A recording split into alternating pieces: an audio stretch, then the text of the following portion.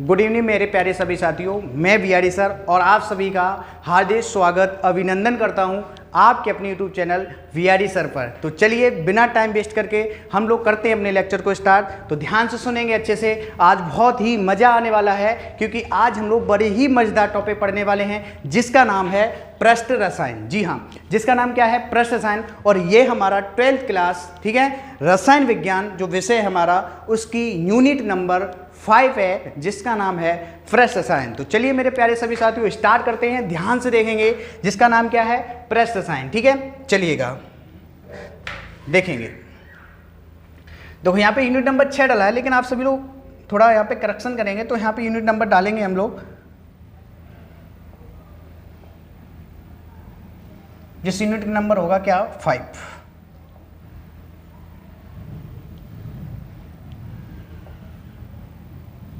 ठीक है,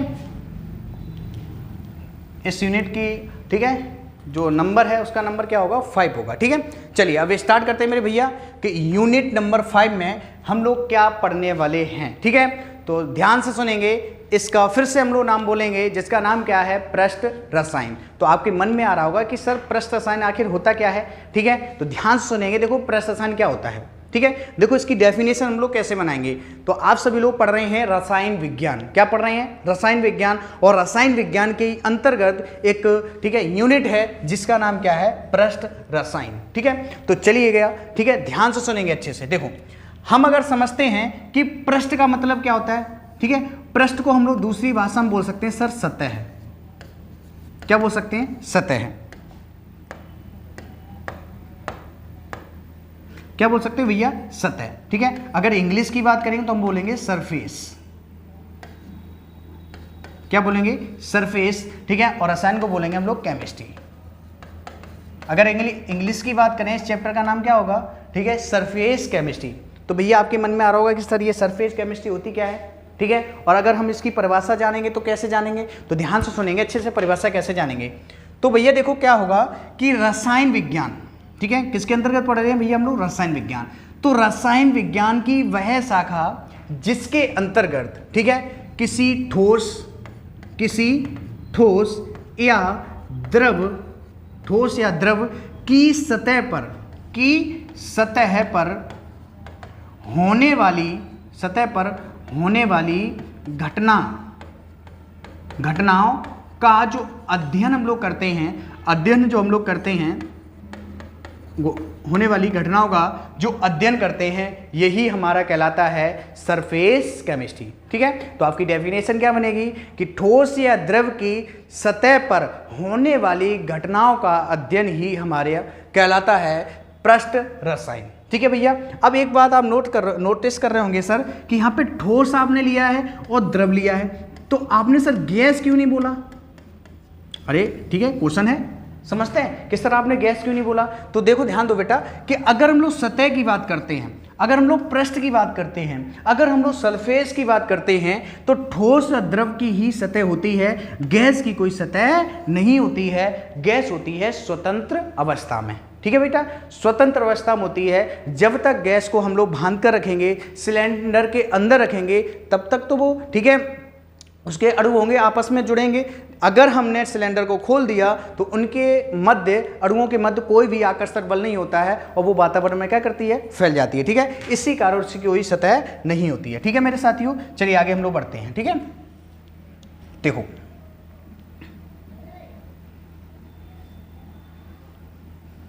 तो बेटा आगे देखें ध्यान से। पहली आपकी हेडिंग जो है जिसका नाम क्या है, आप सभी लोग देख पा रहे होंगे, ठीक है, अच्छे से दिख रहा होगा, जिसका नाम है अधिशोषण। क्या नाम है बेटा? अधिशोषण। ठीक है, देखो ध्यान दो, आप लोग ऐसे अधिशोषण को उड़ा देंगे। ध्यान से सुनेंगे बेटा, अगर हम कंसेप्ट को लेकर चलते हैं, समझते हैं, कंसेप्ट समझते हैं, तो किसी में आपको प्रॉब्लम नहीं होगी। बिल्कुल आसान तरीके से इसकी भी डेफिनेशन आप लोग जानेंगे। ध्यान से सुनेंगे जिसका नाम क्या है? अधिशोषण। ठीक है मेरे दोस्तों, देखो ध्यान दो, अगर हम लोग बात करते हैं, अभी हमने पढ़ा है पृष्ठ रसायन। क्या पढ़ा है साथियों? पृष्ठ रसायन।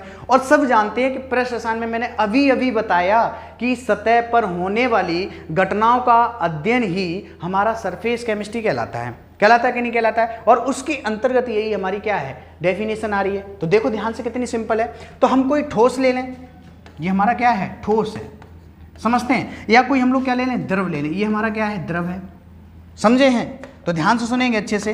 तो देखो कैसे समझते हैं हम लोग, अगर किसी ठोस या द्रव की सतह पर बाहर से कोई कण, समझते हैं, ध्यान से देखो, देखो ये बाहर से कोई कण आ रहे हैं, ठीक है, बाहर से कोई कण, ठीक है, उसकी सतह पर संचिप्त हो जाते हैं तो वह क्या कहलाता है, आपका अधिशोषण कहलाता है, ठीक है। तो वह प्रक्रिया जिसमें ठोस या द्रव की सतह पर बाहर से अगर कोई कण संचिप्त होते हैं, कोई कण चिपक जाते हैं या कोई कण आकर्षित हो जाते हैं, समझते हैं, उसे ही हम लोग क्या कहेंगे, ठीक है, क्या कहेंगे, अधिशोषण कहेंगे, ठीक है। आपका लिखा भी होगा कि वह घटना, चाहे आप घटना कह दो चाहे वो प्रक्रिया कह दो, वह घटना जिसमें किसी पदार्थ के पृष्ठ पर बाह्य कण यानी बाहर से कण, ठीक है, कण जुड़ जाते हैं या कह दो सर संचिप्त हो जाते हैं, क्या कहलाता है, अधिशोषण कहलाता है, ठीक है भैया। एकदम अच्छा लगा ना, मजेदार है, समझते हैं। बड़ी आसान तरीके से आपकी जो कंसेप्ट है बिल्कुल अच्छे से सजोई गई है, जिससे आपको एकदम क्लियर हो जाए परिभाषा, कोई भी प्रॉब्लम ना आए, ठीक है।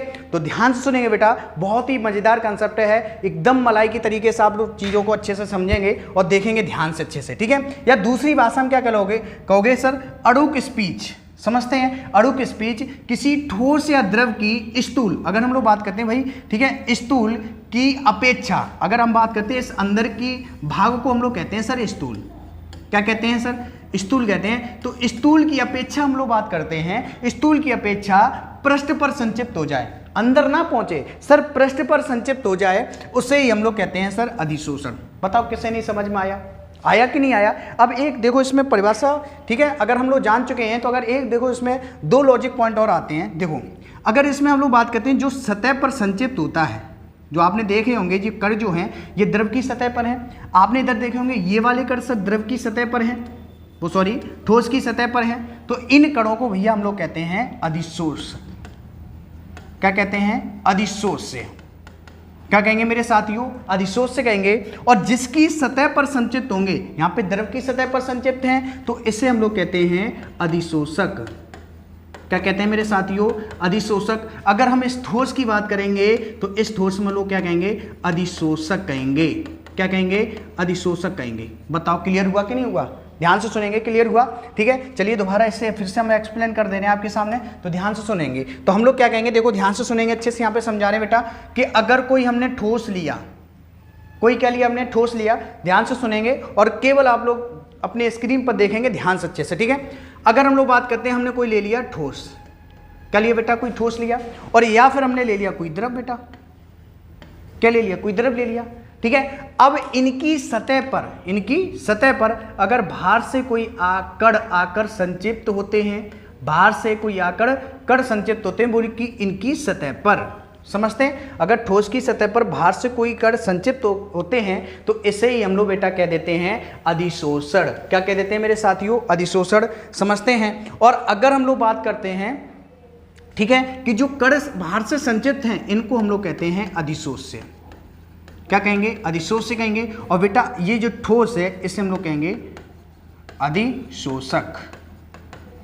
क्या कहेंगे, अधिशोषक कहेंगे। उम्मीद करता हूँ ये चीज़ आपको अच्छे से समझ में आई होगी, तो ध्यान से अच्छे से इसे नोट कर लीजिए, ठीक है। आप लोग चाहो स्क्रीनशॉट ले सकते हो, ठीक है, समझते हैं, ठीक है। अगर स्क्रीनशॉट लेने से अच्छा है कि हमारे साथ साथ अगर आप नोट करते जाएंगे तो आपको बहुत आसान होगा पढ़ने में, समझते हैं, क्योंकि आप स्क्रीनशॉट ले लेते हैं, बाद में लिखना भूल जाते हैं, तो साथ साथ आप लोग सुनते जाइएगा, समझते जाइएगा और नोट करते जाइएगा, ठीक है। चलिए बेटा, ठीक है, आपको अधिशोषक समझ में आ गया होगा, अधिशोष भी समझ में आ गया होगा और अधिशोषक भी समझ में आ गया होगा, ठीक है। तो जो बाहर से जो पृष्ठ पर संचिप्त होता है उसे अधिशोष कहते हैं, जिसकी पृष्ठ पर संचिप्त होता है उसे अधिशोषक कहते हैं। और ये पूरी जो घटना है मेरे साथियों, ये पूरी घटना हमारी क्या कहलाती है, अधिशोषण, ठीक है। तो ध्यान से सुनेंगे, अधिशोष्य प्लस अधिशोषक, ठीक है, अधिशोष्य प्लस अधिशोषक हमारा क्या हो जाएगा, अधिशोषण। क्या हो जाएगा मेरा, अधिशोषण, ठीक है। उम्मीद करता हूं ये अच्छे से आपको समझ में आया होगा। तो चलिए मेरे दोस्तों आगे बढ़ते हैं हम लोग।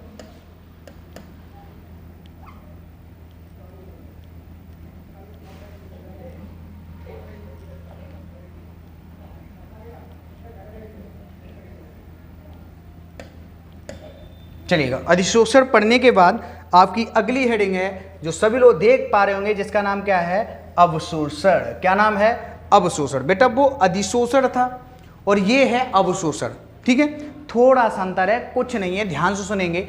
अगर हम लोग बात करते हैं, ये हमारा क्या है, ठोस है। क्या है मेरे साथियों, ठोस है। ध्यान से सुने आप लोग, ये मेरे दोस्तों क्या है, ठोस है। तो अगर इस ठोस के अंदर कोई कण चले जाए, इस ठोस के अंदर अगर कोई कण चले जाए तो इसे ही मेरे साथियों नाम देंगे हम लोग, ठीक है, अवशोषण। क्या बोलेंगे, अवशोषण कहेंगे। क्या कहेंगे, अवशोषण कहेंगे। क्लियर हुआ कि नहीं हुआ, ठीक है, ध्यान से सुनो। अगर मान लो कोई ठोस हुआ, चाहे मान लो कोई द्रव हुआ, इसके अंदर अगर कोई कण चले जाएं तो अंदर के भाग को मैंने अभी बेटा बोला था आपको, क्या बोलते हैं हम लोग, स्थूल बोलते हैं, या इंग्लिश में बोलें तो इससे बोलेंगे हम लोग बल्क। क्या बोलेंगे, बल्क। तो आप क्या कहेंगे कि सर अगर हम लोग बात करते हैं, अगर कोई ठोस है, अगर उस ठोस के, या चाहे मान लो कोई द्रव हुआ, ठीक है, चाहे ठोस हुआ चाहे द्रव हुआ, उसके अंदर अगर कोई कण चले जाते हैं, उसके स्थूल में अगर कोई कण चले जाते हैं तो इसे ही मेरे साथियों बोलते हैं अवशोषण। ठीक है, आपके सामने दिख रहा होगा, देखो ध्यान से, वह क्रिया जिसमें बाह्य कण किसी पदार्थ के स्थूल में प्रवेश कर जाते हैं, ठीक है, तो स्थूल में प्रवेश कर जाते हैं, इसे ही अवशोषण कहलाती, यही प्रक्रिया अवशोषण कहलाती है। ठीक है, बहुत सिंपल सी चीज है। मान लो कोई ठोस हुआ, समझते हैं, इसके अंदर कह दो भाई, अगर आप स्थूल ना कह पाएं तो आप कह देंगे सर अंदर अगर कोई कण चले जाते हैं, समझते हैं, इस अंदर के कण अगर चले गए तो इससे ही हम लोग क्या कहेंगे बेटा, अवशोषण कहेंगे। मेरे साथियों बड़े ही सिंपल तरीके से आप लोग समझ रहे होंगे कि सर अवशोषण क्या होता है। ठीक है, तो देखो यहाँ पे ये क्या है, आपके कण हैं, समझते हैं, और ये कण देखो, ध्यान दो अच्छे से, ठोस के कहाँ जा रहे हैं, अंदर जा रहे हैं, अंदर प्रवेश कर रहे हैं मेरे साथियों। कहाँ कर रहे हैं, अंदर प्रवेश कर रहे हैं मेरे, ठीक है, लाड़ लो अच्छे से। तो इसे ही हम लोग क्या कहते हैं, समझते हैं, अवशोषण कहते हैं। अगर बेटा पृष्ठ पर अगर कण रह जाए तो उसे अधिशोषण कहेंगे, समझते हैं, और अगर उसके अंदर चले जाए मेरे साथियों तो उसे हम लोग कहेंगे अवशोषण, समझते हैं, क्या कहेंगे, अवशोषण कहेंगे। ठीक है, चलिएगा, ध्यान से सुनेंगे अच्छे से और आगे बढ़ते हैं आप लोग। ठीक है, ठीक है, अब बात आती है कि भौतिक तथा रासायनिक अधिशोषण क्या होते हैं, समझते हैं, भौतिक तथा रासायनिक अधिशोषण में अंतर स्पष्ट करना है आपको। ठीक है, अब आपको यह बताना है कि सर भौतिक और रासायनिक अधिशोषण में अंतर क्या होता है, समझते हैं। तो अभी देखो, आपने पढ़ा होगा कि मान लो कोई ठोस है, समझते हैं, अगर आपने पढ़ा होगा ध्यान से तो आपको सभी को पता होगा कि सर अभी कुछ देर पहले हमने पढ़ा है कि मान लो कोई ठोस है, क्या है, कोई ठोस है, समझते हैं, ये कोई ठोस है, समझते हैं, और इस ठोस की सतह पर अगर कोई कण संचिप्त है, इस ठोस की अगर सतह पर अगर कोई कण संचिप्त हैं, बाहर से कोई कण आए हैं, इस पर सतह पर क्या हो गए, संचिप्त हो गई, तो इसे हम लोग क्या कहते हैं, अधिशोषण कहते हैं। क्या कहते हैं, अधिशोषण कहते हैं। ध्यान से सुनेंगे अच्छे से, ठीक है, अधिशोषण कहते हैं। और अगर हम लोग बात करते हैं, ठीक है, कि जो ऊपर जो पदार्थ संचिप्त होगा, इसे हम लोग कहते हैं अधिशोष्य। क्या कहते हैं, अधिशोष्य कहते हैं, समझते हैं, और इस ठोस को हम लोग क्या कहते हैं, अधिशोषक कहते हैं। क्लियर हुआ, ये बात आप सभी को क्लियर थी। और अगर हम बात करते हैं इस ठोस से, समझते हैं, इस अधिशोषक से अधिशोष्य अगर अलग कर दें, समझते हैं, तो यह प्रक्रिया हमारी कहलाती है सर विशोषण। क्या कहलाती है, विशोषण कहलाती है। अगर आपसे पूछा जाए बेटा कि विशोषण क्या होता है, तो आप क्या कहेंगे कि सर अधिशोषण में अधिशोष्य और अधिशोषक को अलग करने की प्रक्रिया, अलग करने की जो प्रक्रिया होती है, इस प्रक्रिया को मेरे दोस्तों क्या कहते हैं, विशोषण कहते हैं। उम्मीद करता हूं ये चीज आपको अच्छे से समझ में आई होगी। ठीक है, समझ रहे हैं, ठीक है बेटा, तो ये चीज आपको समझ में आई होगी। तो अभी हम लोग पढ़ने वाले हैं कि अधिशोषण, ठीक है, रासायनिक और भौतिक में अंतर क्या होता है। ठीक है, चलो देखो, ध्यान से सुनेंगे अच्छे से, हमने स्टार्ट कर दें अपना।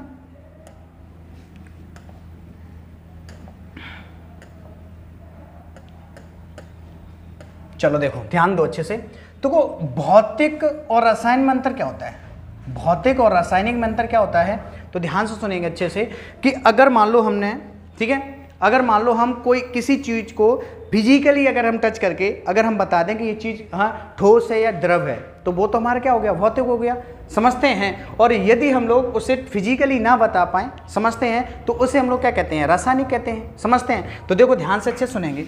अगर हम मान लो ये कोई टेबल है, ये मान लो कोई मेज है, ऐसा समझ लो ये कोई मेज है,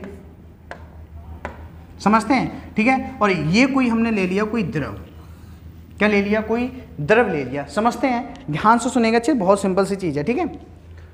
तो अब हम क्या कर रहे हैं कि अगर हम बात कर रहे हैं कि इस मेज में अगर हम बात करते हैं बाहर से कोई धूल की कण आकर क्या हो गई, संचिप्त हो गई हैं, धूल की कण आकर क्या हो गए, संचिप्त हो गए हैं, समझते हैं। और इधर हमने ले लिया, समझते हैं, कोई एल्युमिनियम, ठीक है, क्या ले ली, धातु ले ली, समझते हैं, क्या ले लिया, कोई एल्युमिनियम धातु ले लिया, समझते हैं। अब देखो ध्यान से सुनेंगे अच्छे से। अगर हम लोग बात करते हैं इस ठोस पर बाहर से कोई कण आकर संचिप्त हैं, समझते हैं, ठीक है, तो ध्यान से सुनेंगे। अगर हम इस टेबल पर अपना हाथ अगर या मान लो किसी कपड़े को उस पर, ठीक है, उससे साफ करें मेज को, तो उसमें धूल के कण बड़े आसानी से क्या हो जाते हैं, अलग हो जाते हैं, ठीक है, और आसानी से अलग हो जाएंगे। तो हम लोग क्या कहेंगे, इसका मतलब ये है कि जो कण ऊपर है इसमें बोलेंगे हम लोग अधिशोष से, अभी हमने पढ़ा है, क्या बोलेंगे, अधिशोष से कहेंगे, ठीक है। और इसे हम लोग क्या कहेंगे, अधिशोषक कहेंगे, समझते हैं, ठीक है। अगर हम लोग इसकी बात करते हैं कि मान लो बाहर से अगर हम बात करते हैं, बाहर से वायु आई, इसमें ऑक्सीजन आई, समझते हैं, तो अगर ऑक्सीजन जैसी इस पर आएगी तो एक क्रिया कर लेगी, समझते हैं। तो एल्युमिनियम प्लस ऑक्सीजन मिलकर, ठीक है, एल्युमिनियम पर एक निर्माण करेगी जिसका नाम होगा Al2O3, एल्युमिनियम ऑक्साइड, समझते हैं, ध्यान दो। तो अब क्या कहेंगे कि अगर हम लोग बात करते हैं, अगर हमने इस पर हाथ मारा, ठीक है, तो अधिशोष और अधिशोषक आसानी से क्या हो जाएंगे, अलग हो जाएंगे। टेबल पर मान लो कोई धूल है तो आप आसानी से उस धूल को क्या कर सकते हैं, अलग कर सकते हैं। तो इसका मतलब क्या है कि इसमें अधिशोष और अधिशोषक के मध्य, ठीक है, आकर्षण बल कैसा होता है, बहुत कम होता है, बहुत कम होता है। ये बात आपको क्लियर समझ में आई। किस में लिख रहे हैं हम लोग, भौतिक में लिख रहे हैं। क्या लिखेंगे भौतिक में, कि अगर हम बात करेंगे भौतिक अधिशोषण में, समझते हैं, ठीक है, भौतिक अधिशोषण में अधिशोष्य और अधिशोषक के मध्य, समझते हैं, ठीक है, जो आकर्षण बल होता है वो बहुत ही कैसा होता है, कम होता है। अगर हम लोग बात करते हैं जैसे ये वायु इसमें आई और एल्युमिनियम धातु के साथ इसने, ठीक है, क्रिया की और क्या बनाया, एल्युमिनियम ट्राइऑक्साइड बना दिया या एल्युमिनियम ऑक्साइड बनाया, समझते हैं, ठीक है। तो अगर हम आपसे बात कर रहे हैं कि सर इसमें ऑक्सीजन और एल्युमिनियम को क्या कर दो, आप अलग कर दो, तो आप आसानी से अलग नहीं कर सकते हैं, क्योंकि हम क्या कहेंगे कि सर जो ऑक्सीजन है ये हो गया हमारा अधिशोष्य, समझते हैं, ये क्या होगा हमारा अधिशोष हो गया और ये हमारा क्या हो गया, अधिशोषक हो गया। तो हम लोग क्या कहेंगे कि सर, ठीक है, कि इसमें अधिशोष और अधिशोषक के मध्य जो आकर्षण बल होता है वो कैसा होता है, अधिक होता है, कैसा होता है, अधिक होता है, इसीलिए तुम आसानी से इसे अलग नहीं कर पाएंगे। तो पहला पॉइंट आप सभी को अच्छे से समझ में आया, ठीक है, कि भौतिक अधिशोषण में, ठीक है, अधिशोष और अधिशोषक के मध्य, ठीक है, क्या बोलेंगे, दुर्लभ आकर्षण बल बोल दो या कह दो आप लोग, आकर्षण जो बल होता है वो कैसा होता है, कम होता है। और यदि हम लोग बात करते हैं रासायनिक अधिशोषण में, तो आप क्या कहेंगे कि इसमें अधिशोष और अधिशोषक के मध्य, ठीक है, प्रबल, समझते हैं, आकर्षण बल होता है, ठीक है। ये पॉइंट पहला आपको क्लियर समझ में आया होगा। तो दूसरा आप लोग सभी लोग देखेंगे ध्यान से अच्छे से। तो दूसरा पॉइंट हम लोग क्या लिखने जा रहे हैं, ठीक है,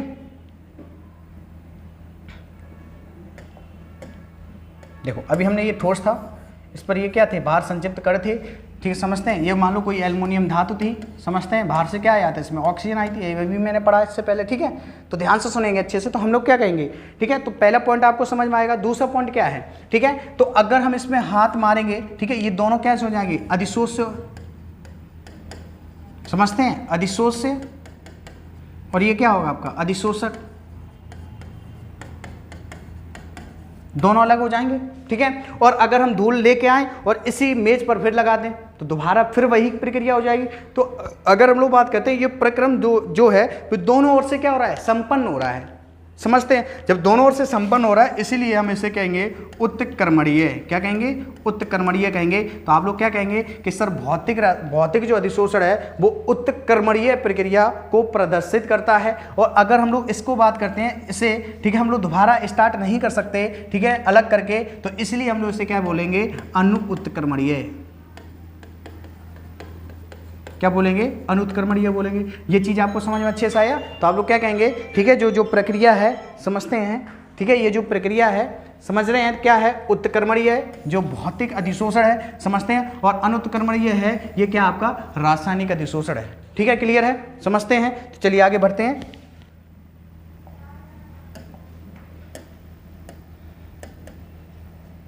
ठीक है, चलिए ध्यान दो, आगे देखो क्या डला हुआ है आपका, उत्प्रेरण। क्या डला हुआ है, उत्प्रेरण डला है, तो ध्यान से सुनेंगे, बड़ी आसान तरीके से हम लोग इस उत्प्रेरण को खत्म कर देंगे। ठीक है, एक मिनट, सॉरी,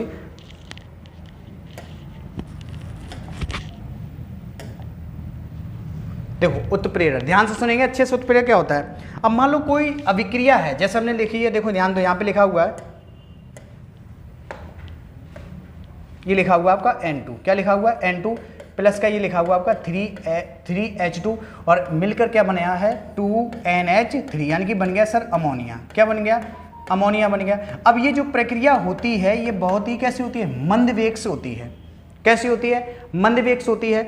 अगर हम इसमें बाहर से कोई कारक मिलाते हैं, ठीक है बेटा, क्या समझ रहे हैं हम सभी लोग कि इसमें यदि हम लोग बाहर से कोई कारक मिला दें, ठीक है, तो इसका वेग कैसा हो जाता है बेटा, तीव्र हो जाता है। कैसा हो जाता है, तीव्र हो जाता है। तो आप कुछ चीज नोट कर रहे होंगे, क्या कर रहे होंगे, तो ध्यान से सुनेंगे अच्छे से। मान लो, ठीक है, उत्प्रेरण क्या होता है, ध्यान से सुनो, किसी रासायनिक अभिक्रिया के, ठीक है, वेग को परिवर्तित कर दे। ठीक है, समझते हैं, मान लो कोई ऐसा पदार्थ है जिसे मिलाने पर, अगर हम बात करते हैं किसी रासायनिक अभिक्रिया के वेग में परिवर्तन हो गया, समझते हैं, परिवर्तन हो गया, तो इससे बेटा हम लोग कहते हैं उत्प्रेरण। क्या कहते हैं, उत्प्रेरण कहते हैं। तो ध्यान से सुनेंगे अच्छे से, हम लोग क्या बोले, ठीक है, ध्यान दो अच्छे से। आपने क्या सुना होगा कि हमने ये बताया बेटा, समझते हैं कि मान लो कोई अभिक्रिया है, क्या है, अभिक्रिया है, समझते हैं, और इस अभिक्रिया का क्या है, कोई वेग है, इस अभिक्रिया का कोई क्या है, वेग है, और इस वेग को क्या कर दे, वो परिवर्तित कर दे।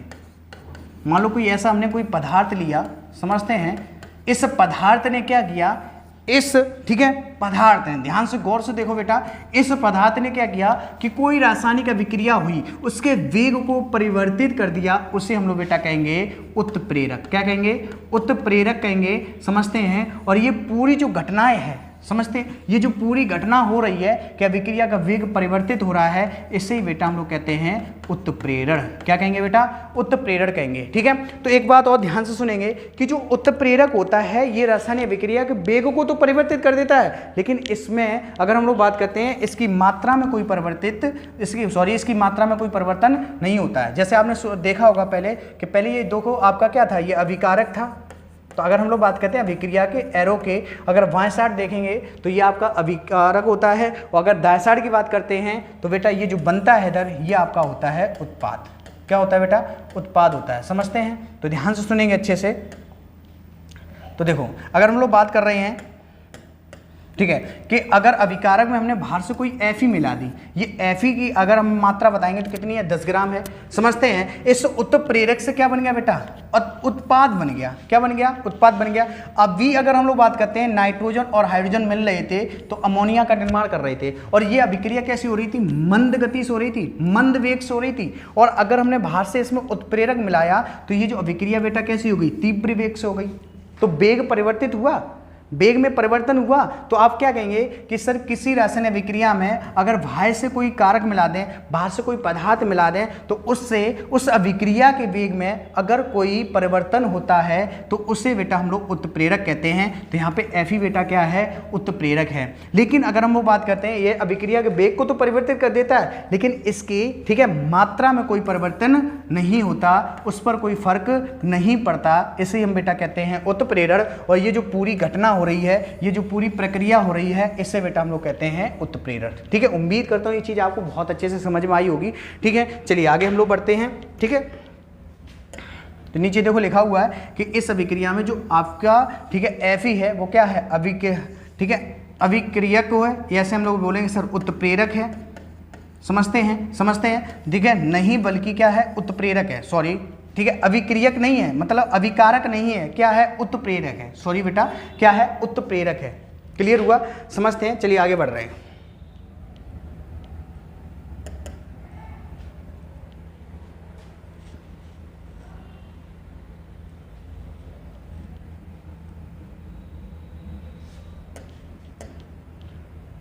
देखो अगर हम लोग बात करते हैं उत्प्रेरक के प्रकार, तो बेटा आप बताएंगे उत्प्रेरक दो प्रकार के होते हैं यहाँ पे। कितने प्रकार के? दो प्रकार के। एक का नाम होगा समांगी और दूसरे का नाम होगा विषमांगी। तो उत्प्रेरक मेरे भैया कितने प्रकार के होते हैं? दो प्रकार से बोलेंगे हम सभी लोग। कौन सा? समांगी और विषमांगी। अब बेटा समांगी और विषमांगी क्या होते हैं? तो बड़े सिंपल से हैं। देखो क्या होंगे कि मान लो कोई मैंने अभिक्रिया ली, ध्यान से सुनेंगे अच्छे से। अगर मान लो कोई हमने अभिक्रिया ली, कोई अभिक्रिया ली, समझते हैं, देखो ध्यान से अच्छे से सुनोगे। ये देखो आप देख पा रहे होंगे कि अगर हम लोग बात कर रहे हैं इसमें ये वाली, ठीक है, या मान लो कोई अभिक्रिया है तो इधर होता है आपका उत्प्रेरक, वो सॉरी बेटा ध्यान दो अच्छे से, मिस्टेक हो रही है। देखो अगर हम लोग बात करते हैं इधर क्या होता है आपका अभिकारक, और अभिकारक से हमारा क्या निर्माण होता है? उत्पाद। क्या निर्माण होता है? उत्पाद, ठीक है। और इसमें हम इसकी वेग को परिवर्तित करने के लिए बेटा मिला रहे हैं उत्प्रेरक। क्या मिला रहे हैं? उत्प्रेरक। तो ध्यान से सुनो अच्छे से कि वह अभिक्रिया जिसमें अभिकारक, क्या अभिकारक समझते हैं, और उत्प्रेरक के मध्य जो अवस्था होती है बेटा समान होती है, उसे ही समांगी उत्प्रेरण कहते हैं। समझते हैं? ध्यान दो अच्छे से, बहुत सिंपल सी चीज है। क्या कहेंगे कि सर वह उत्प्रेरक, या बोल दो सही, ठीक है ना। समझते हैं कि वह उत्प्रेरक जिसमें अभिकारक और समझते हैं उत्प्रेरक के मध्य समान अवस्था होती है, उसे समांगी उत्प्रेरक, और इस पूरी घटनाओं को हम लोग क्या कहते हैं? समांगी उत्प्रेरण कहते हैं। उम्मीद करता हूँ ये चीज़ आपको अच्छे समझ में आई होगी, ठीक है। तो ध्यान दो अच्छे से, हमने यहाँ पे देखो क्या आपको लिखा हुआ, लिख के दिखाया है। देखो ध्यान से सुनेंगे अच्छे से, क्या लिखा हुआ है? देखो वह उत्प्रेरण, समझते हैं, क्या बोलेंगे सर? वह उत्प्रेरण जिसमें अभिक्रियक, अभिक्रियक को बेटा अभिकारक भी बोल सकते हैं आप लोग।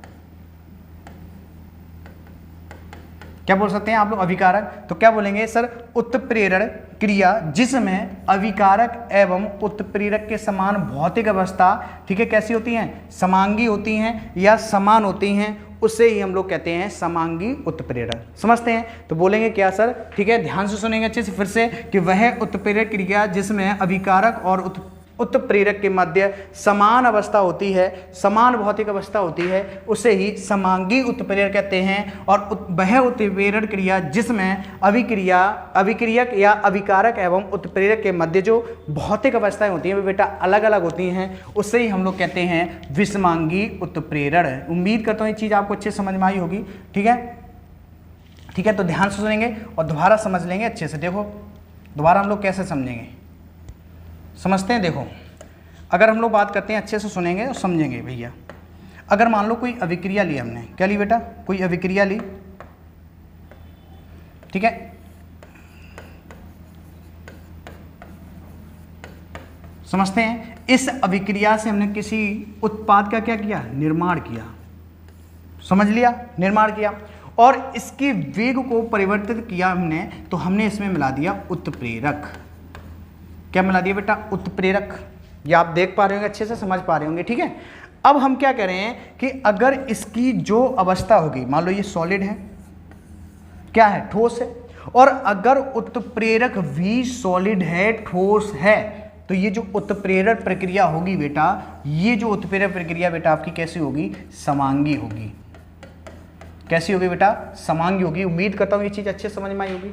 समझते हैं? तो उत्प्रेरण की वह प्रक्रिया जिसमें अभिकारक और उत्प्रेरक के मध्य समान अवस्था होती है मेरे साथियों, उसे ही हम लोग कहते हैं उत्प्रेरण, वो भी कैसा? समांगी। ठीक है बेटा, कोई दिक्कत किसी को? अगर अभिकारक और उत्प्रेरक के मध्य समान अवस्था नहीं होती है तो मेरे साथियों उसे हम लोग क्या कहेंगे?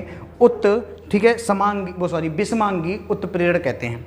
ठीक है, क्लियर है? समझते हैं? उम्मीद करता हूँ ये चीज़ आपको अच्छे समझ में आई होगी। तो आज का लेक्चर भी आपको बहुत अच्छे समझ में आया होगा। आज इतना ही रखते हैं, वीडियो ज़्यादा बड़ा हो रहा है, ठीक है, तो छोटा सा वीडियो हमने आपको बनाया है। तो आप सभी लोग, अगर ये वीडियो अच्छा लगे तो सभी लोग लाइक कर दें, शेयर कर दें, और अभी, ठीक है, अभी अगर आपने चैनल को सब्सक्राइब नहीं किया है तो चैनल को सब्सक्राइब जरूर कर दें। ठीक है, तो चलिए आप सभी का आज के लिए बहुत बहुत धन्यवाद इस वीडियो से जुड़ने के लिए। ठीक है, चलिएगा, ठीक है।